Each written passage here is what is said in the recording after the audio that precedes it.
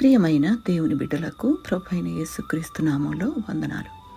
1 యోహాను 4:8 దేవుడు ప్రేమాస్వరూపి అంటున్నాడు. దేవుడు మనలను ప్రేమిస్తూ ఉన్నాడు. ఆయన ప్రేమ గురించి యోహాను 3:16లో కూడా మనం చూస్తాం. దేవుడు లోకమును ఎంతో ప్రేమించెను. ఆయన మనందరినీ ఎంతో ప్రేమించాడు కనుక మన పాపముల నుండి మనలను రక్షించుటకు తన ప్రియకుమారుని మనకు అనుగ్రహించాడు. మనలను పాపము నుండి శాపము నుండి తన ప్రియకుమారుని ద్వారా విడిపించాడు. నిత్యరాజ్య వారసులుగా చేసుకుని మనతో సహవాసం చేయాలని ఎంతో ఇష్టపడుతున్నాడు. లోకమంతటా కనబడే ఆచారపరమైన శూన్య ఆరాధన కంటే శ్రేష్టమైన ఆరాధన దేవుడు కోరుతున్నాడు.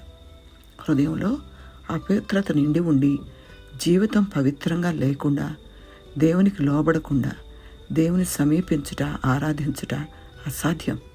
ఎందుకంటే అపవిత్రులు దేవుని సమీపించలేరు.